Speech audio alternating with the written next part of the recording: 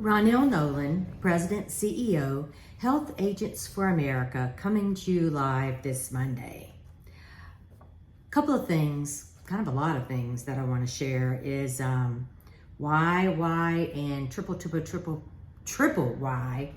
Doesn't the federal government figure out that they need to stop telling Americans what type of health insurance they need and that they know best, as if they are our parents?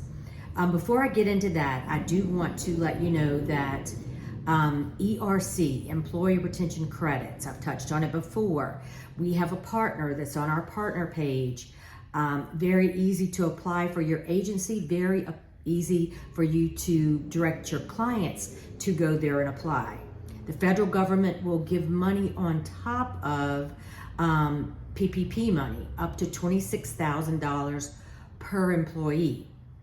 HAFA received our money. We used the link, we applied, very easy. It took several months, but we just received our money last week. So I'm very excited to be able to have some type of cushion in our bank account to make sure that I can do the things that I need to do and I can actually get paid a paycheck. So ERC, click on it now, do not hesitate. So on 7/7 last week, after the 4th of July, CMS, Department of Labor, and IRS issued proposed rules regarding short-term medical, hospital indemnity, and soliciting comments on level funded.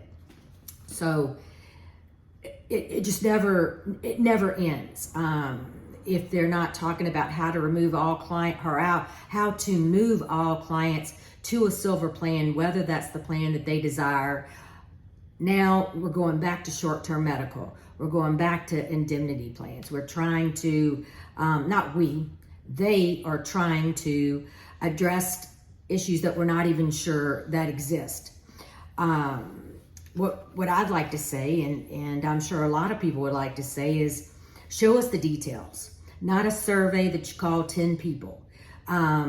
Show us the reason you continue to issue rules directly from the CMS, Department of Labor, IRS. Why are we doing these things? Why are we disrupting what the current American citizen has and has chosen and desires? Why are we doing these things?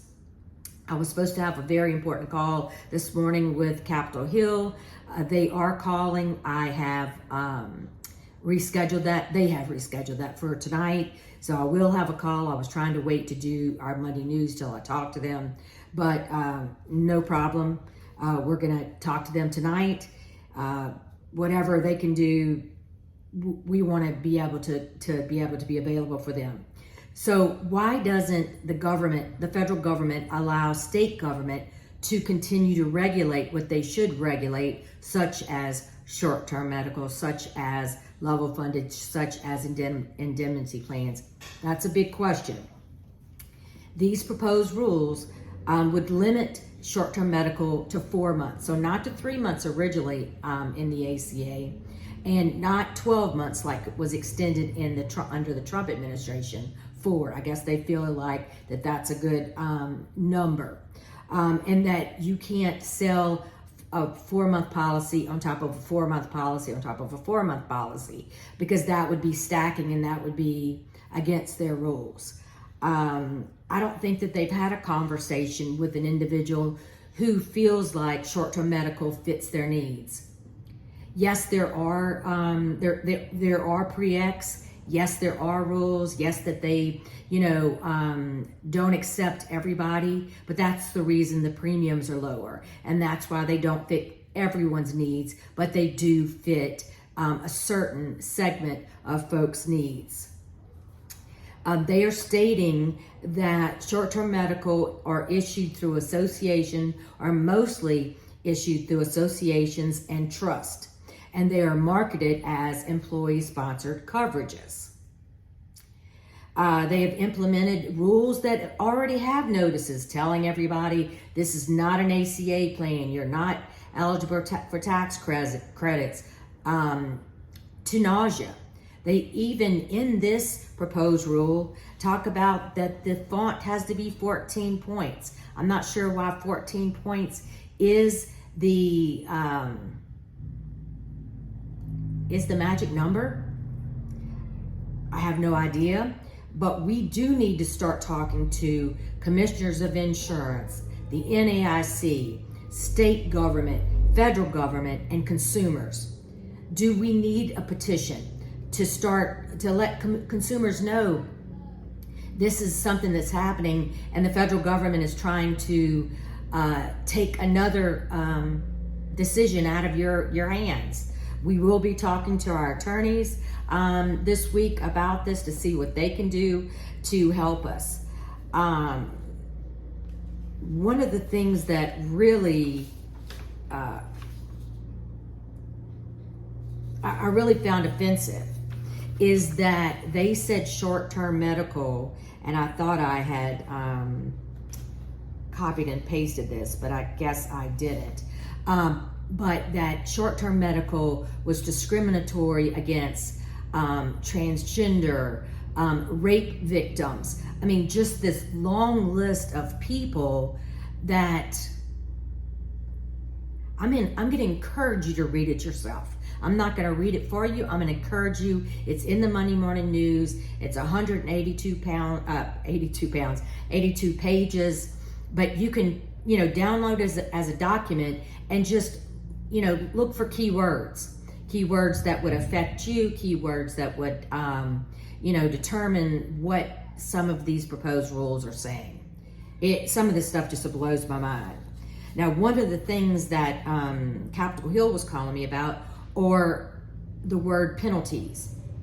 Now, in the proposed rules, it says employers may incur penalties if they erroneously treat fixed indemnity policies as accepted benefits when the policies do not meet the requirements of accepted benefits. So there is supposed imposed penalties on employers. That's something that Capitol Hill would like to know more about, we would like to know about. And, we are preparing for the Agent Summit. It will be here in exactly 1 month. But I absolutely think that I'm going to have to go to Washington before the summit.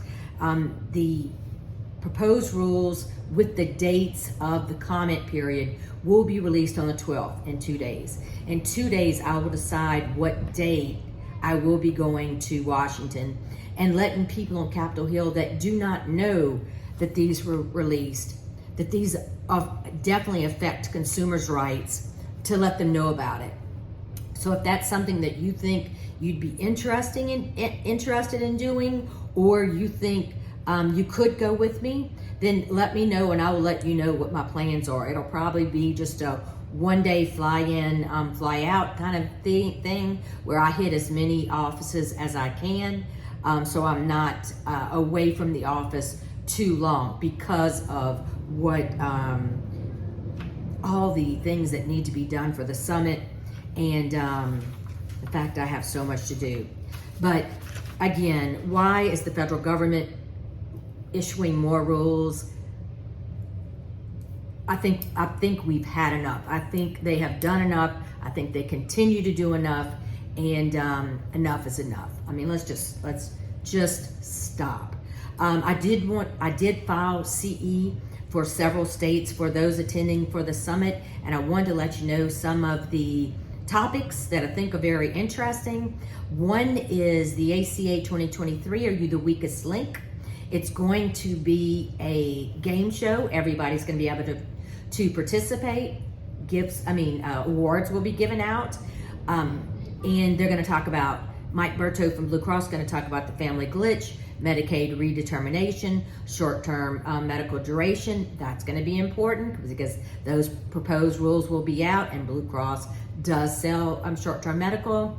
The ARPA-driven tax credits, Medicare Part A, Part B, Part D, Medicare Advantage, Medicare Supplemental. And then